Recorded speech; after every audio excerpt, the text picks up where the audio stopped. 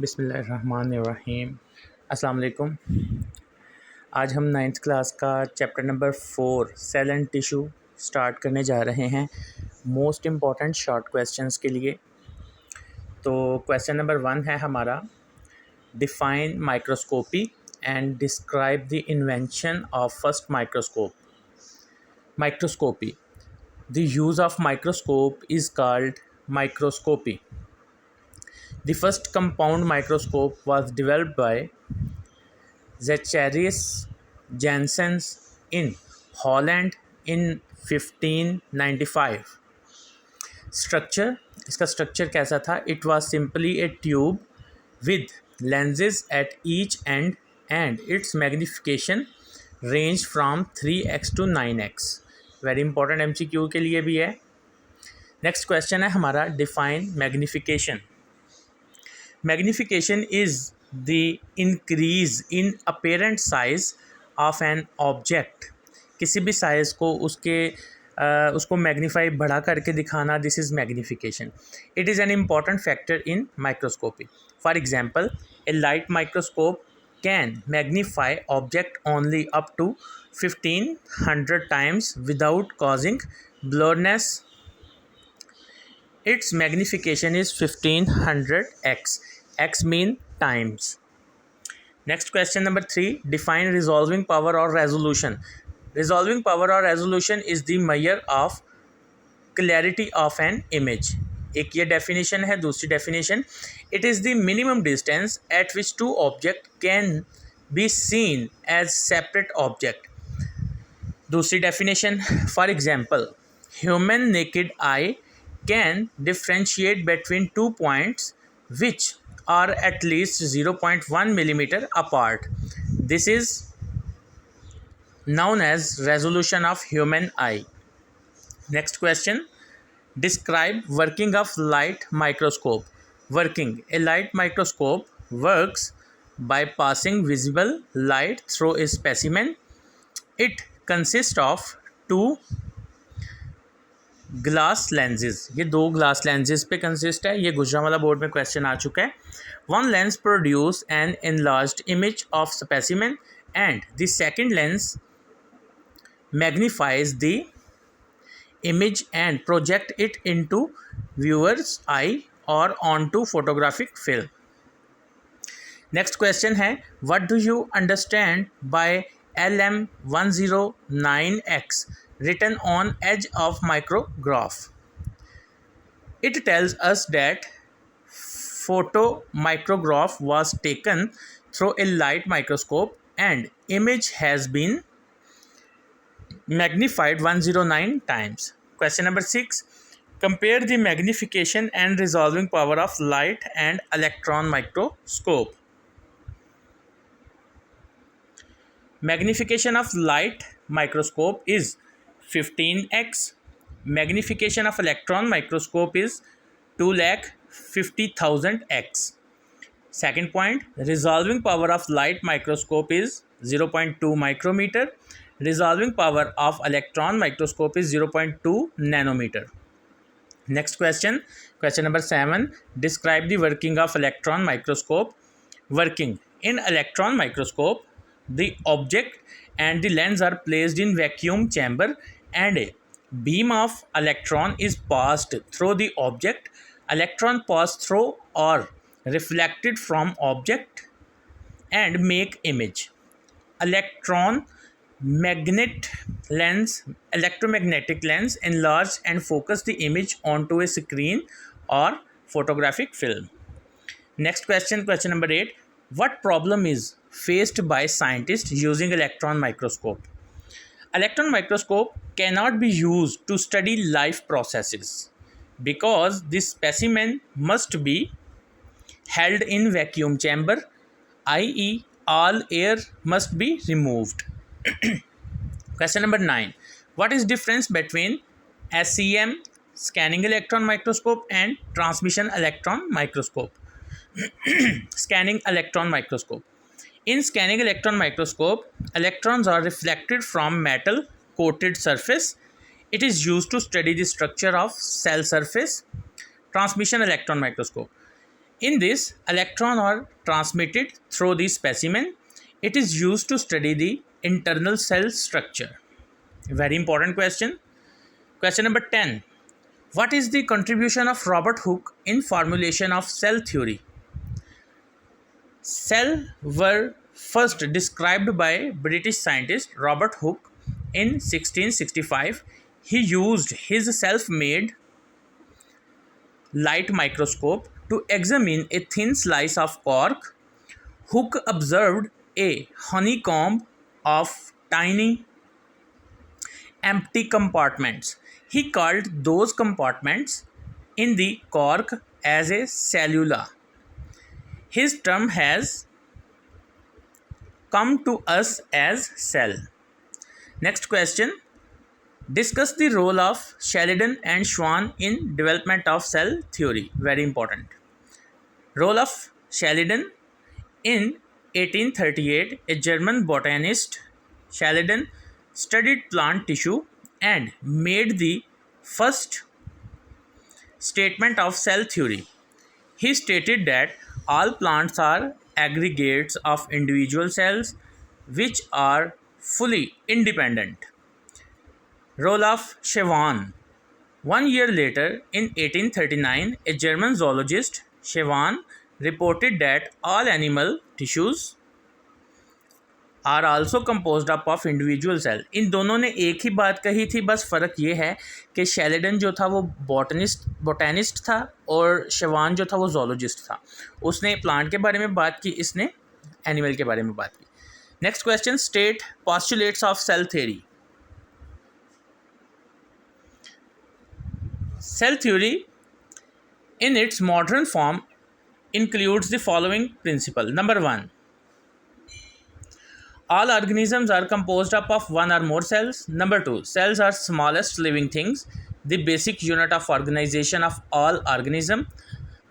Next point. Cell arise only by division of previously existing cell. Next question.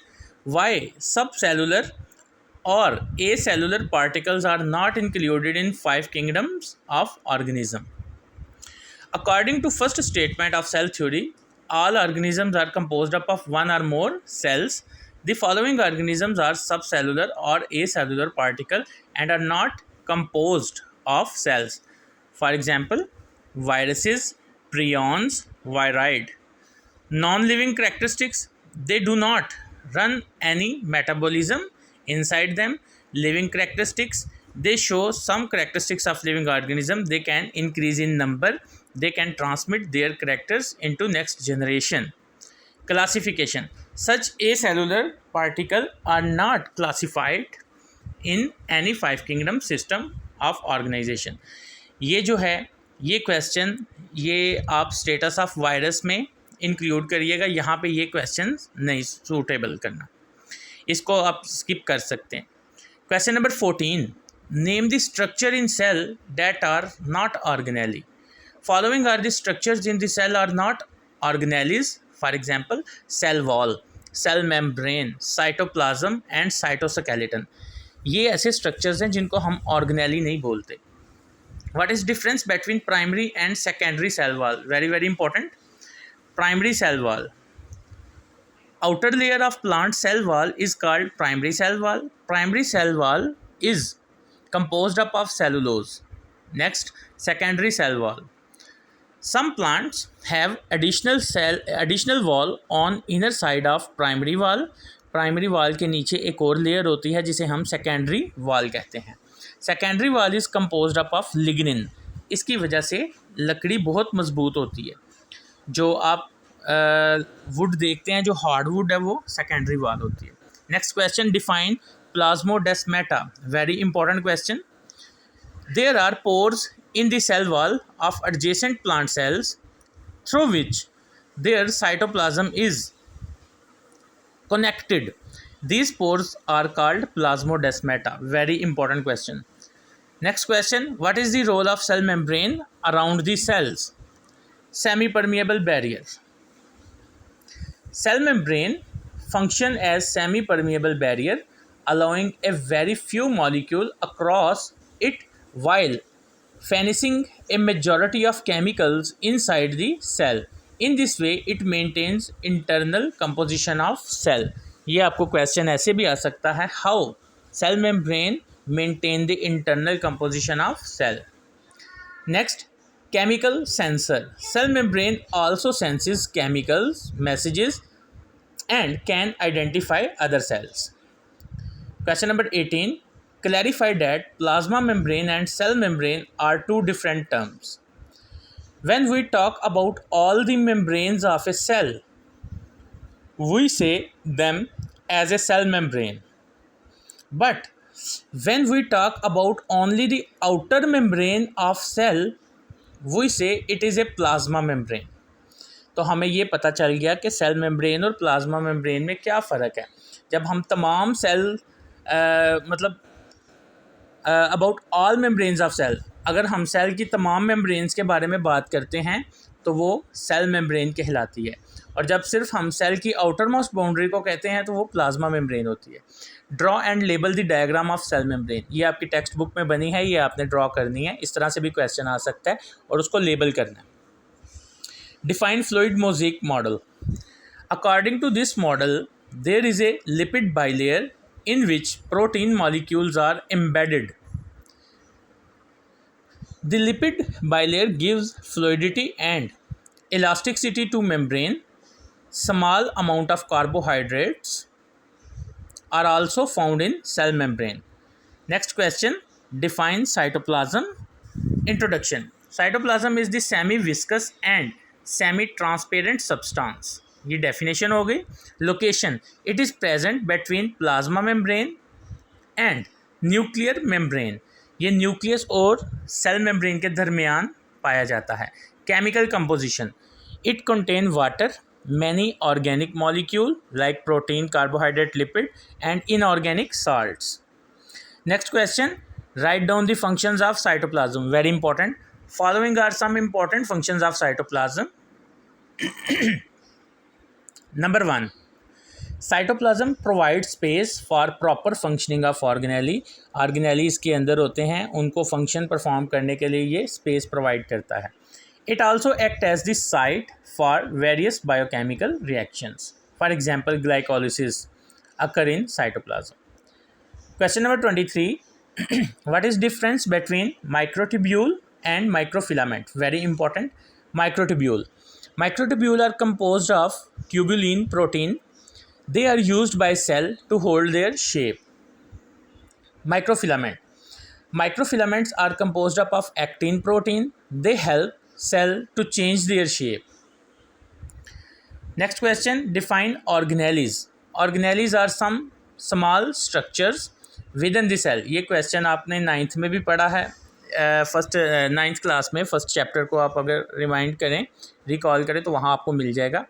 Next question है define nucleolus. Very important. Nucleolus is a dark spot and it is the site where ribosomal RNA are formed and assembled as a ribosome. आपको ये question बेटा ऐसे भी आ सकता है कि where the site of assembly of ribosome, तो वो क्या है? Nucleolus. Next question, what do you know about ribosome? Ribosome क्या होते हैं? Ribosomes are tiny granular structure. Location कहाँ पे होते हैं? They are either freely floating in cytoplasm और बाउंड टू एंडोप्लाज्मिक रेटिक्यूलम, या एंडोप्लाज्मिक रेटिक्यूलम के साथ जुड़े होते हैं. केमिकल कंपोजिशन इनकी क्या है? ये बने होते हैं प्रोटीन और राइबोसोमल RNA के साथ. Next question, write the function of mitochondria. Mitochondria are the site of aerobic respiration, एक फंक्शन. दूसरा function, and are the major energy production centre, ये मेजर एनर्जी प्रोडक्शन सेंटर है. Therefore they are called power house of cell. ये सारे cell को energy provide करती है, इसलिए इसे पावर हाउस ऑफ सेल भी कहते हैं. ये क्वेश्चन ऐसे भी आता है, why mitochondria called power house of cell. Next question, what is special about mitochondria? Mitochondria have their own DNA and ribosome. इसके पास अपना ज़ाती DNA और राइबोसोम होता है. The ribosomes of mitochondria are more similar to bacterial ribosome. जैसा bacterial cell के अंदर राइबोसोम होता है, सेम माइटोकॉन्ड्रिया में भी वैसा ही होता है। Then to eukaryotic ribosome. Next question, define chloroplast structure. Chloroplast is also bounded by a double membrane. The outer membrane is smooth thylakoid. The inner membrane give rise to sacs called thylakoids. The thylakoids contain chlorophyll for the photosynthesis and associated pigments. Function क्या है chloroplast का? They are the site of photosynthesis in eukaryotes. They contain chlorophyll and associated pigments. इसमें chlorophyll होता है और pigments वगैरह होते हैं।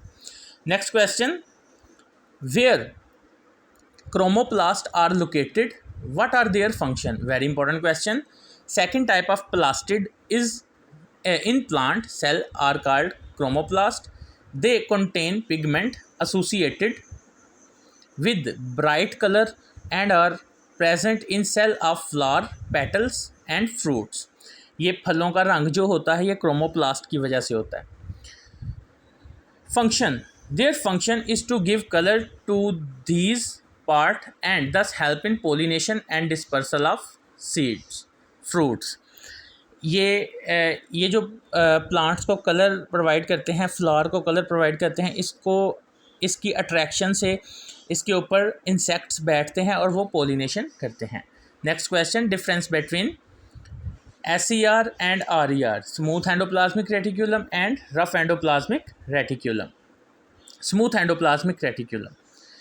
It is smooth in appearance because it lacks ribosome. Function, it detoxify the harmful chemicals that have entered the cell.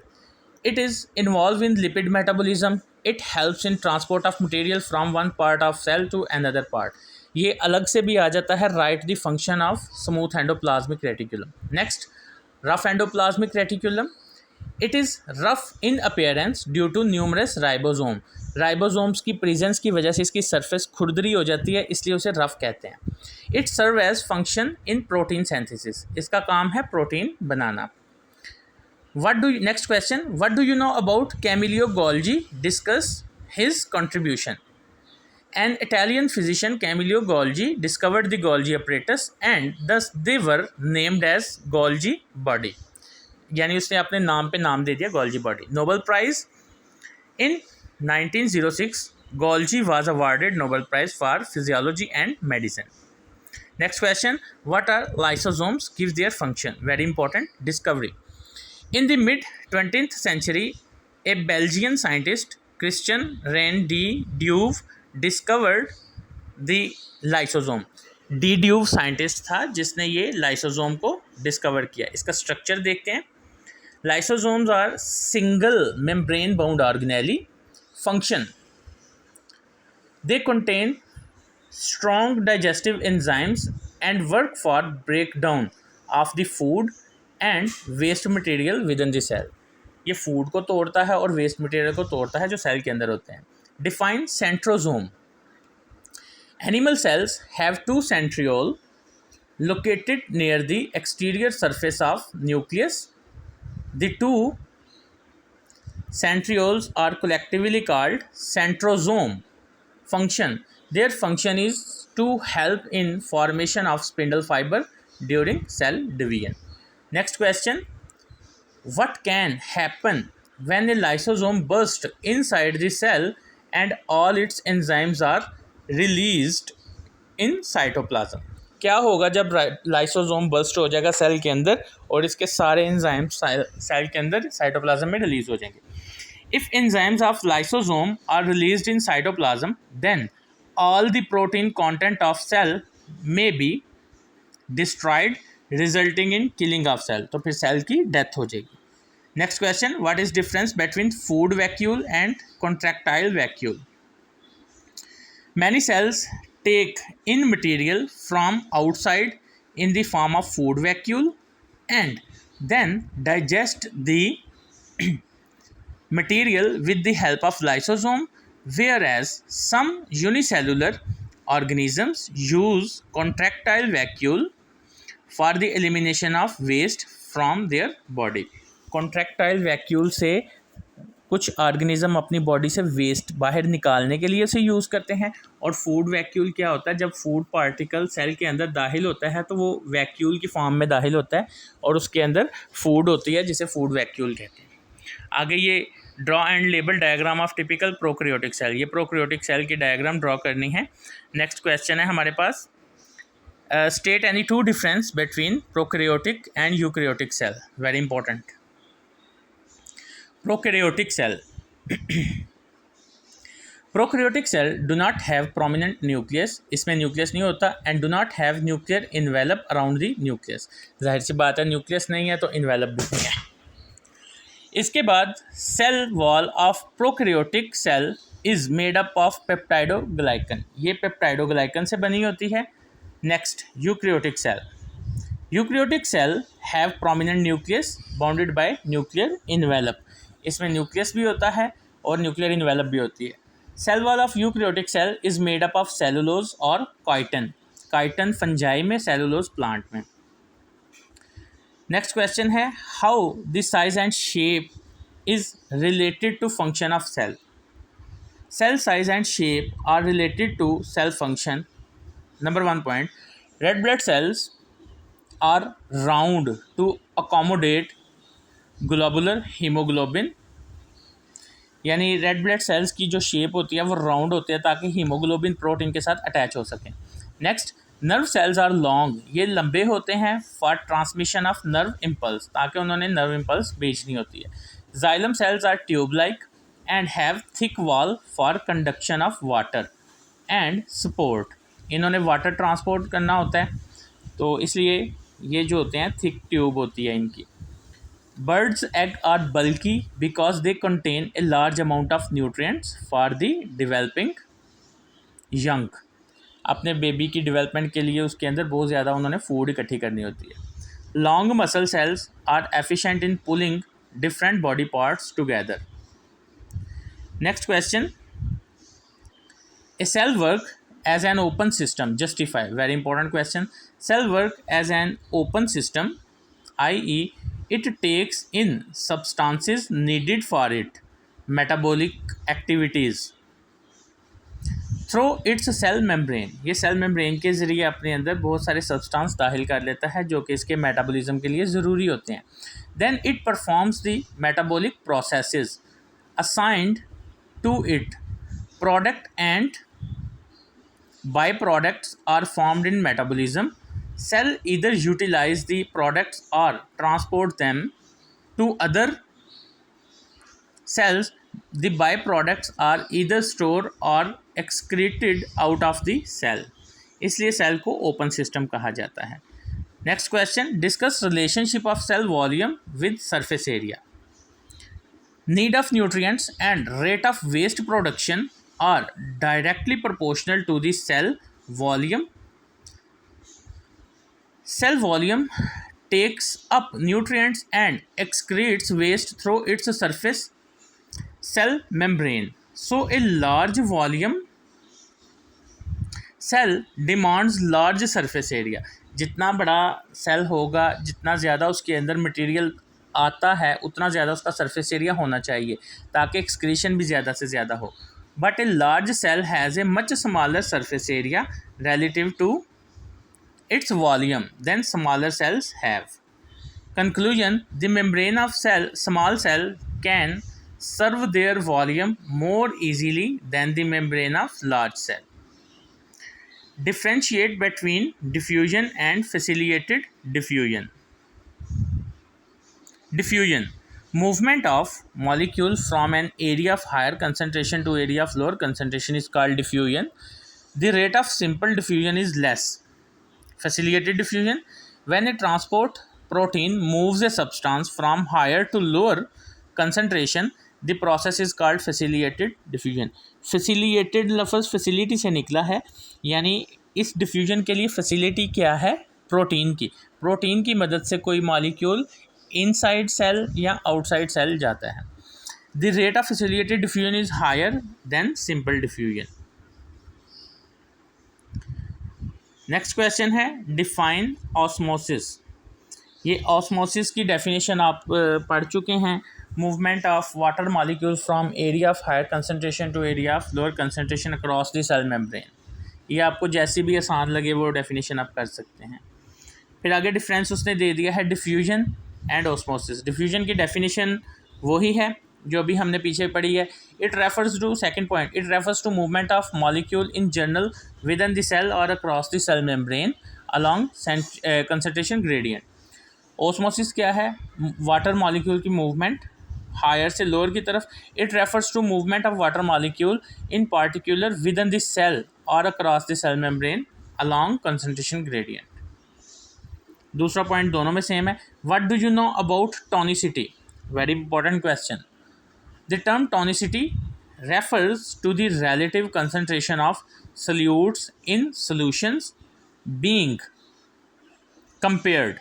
Types of solution according to tonicity, 3 kinds के solution होते हैं: hypertonic, hypotonic and isotonic. Hypertonic solution. A hypertonic solution has relatively more solute. Hypotonic solution relatively less solute. Isotonic solution has equal concentration of solute. Hypo का मतलब होता है कम, hyper का मतलब होता है ज़्यादा, आइसो का मतलब होता है same. Next question. What will happen if a plant cell is placed in hypotonic solution? Most plant cells live in hypotonic environment, यानी जहाँ पे पानी ज़्यादा हो वो इन्वायरमेंट हाइपोटोनिक होता है. There is low concentration of solute in extra cellular fluid than in cell. As a result water first tend to move inside the cell and then inside the vacuole. When vacuole increase in size, cytoplasm presses firmly against the interior of the cell wall, which expands a little. Due to strong cell wall, plant cell wall does not rupture but instead becomes rigid. What is turgor?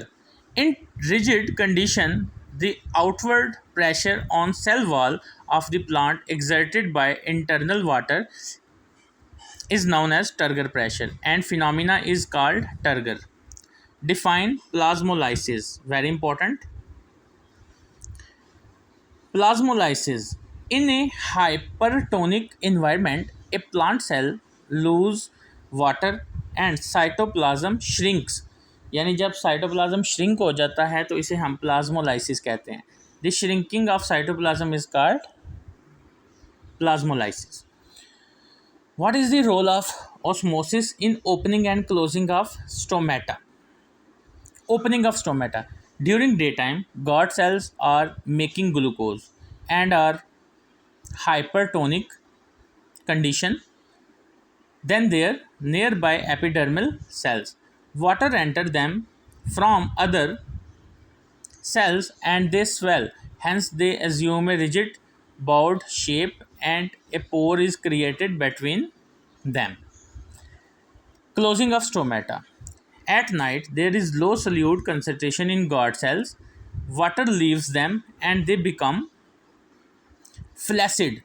In this form, both guard cells rest against each other and the opening is closed. What are the uses of semi-permeable membrane? Knowledge of semi-permeable membrane is applied for various purposes. Artificially synthesized semi-permeable membrane are used for separation of bacteria from virus because bacteria cannot cross the semi-permeable membrane. Second point, in advanced water treatment technologies, membrane-based filtration system are used. In this process, semi-permeable membrane separates salts from the water. इसको हम कहते हैं reverse osmosis. Very important.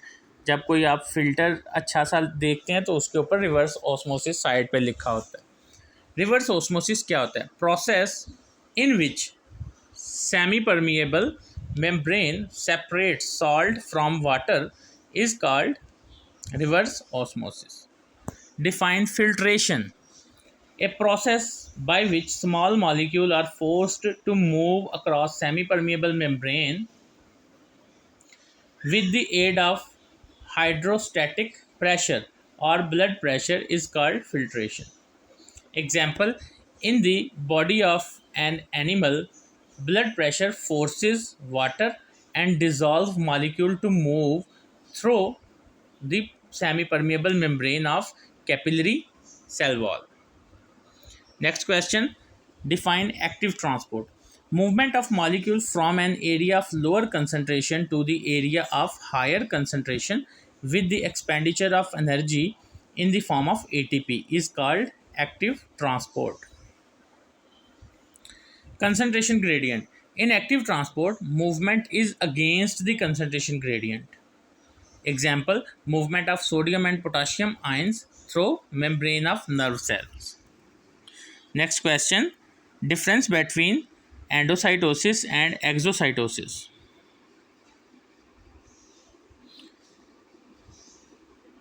Endocytosis. Endocytosis is the process of cellular ingestion of bulky material by enfolding of cell membrane. Some part of cell membrane is lost during endocytosis. Exocytosis. Exocytosis is a process through which bulky material is exported out of the cell. This process adds new membrane which replaces the part of cell membrane during endocytosis. Next question, difference between phagocytosis, pinocytosis. Phagocytosis. In phagocytosis, cell takes in solid material. It is also known as cellular eating. Pinocytosis, in cell takes liquid form of material or liquid droplets. It is also known as cellular drinking.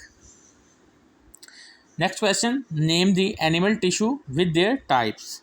Animal tissue के name epithelial tissue, connective tissue, muscle tissue, nerves tissue. Epithelial tissue की types कौन कौन सी हैं? Squamous epithelium, cuboidal epithelium, columnar epithelium, ciliated columnar epithelium and stratified squamous epithelium. Connective tissue, bone, blood, adipose tissue. Muscle tissue, skeletal muscle, smooth muscle, cardiac muscle. Nervous tissue. उसके बाद next question है, define epithelial tissue. Epithelial tissue covers the outside of body and lines organs and cavity. The cells in this tissue are very closely packed together.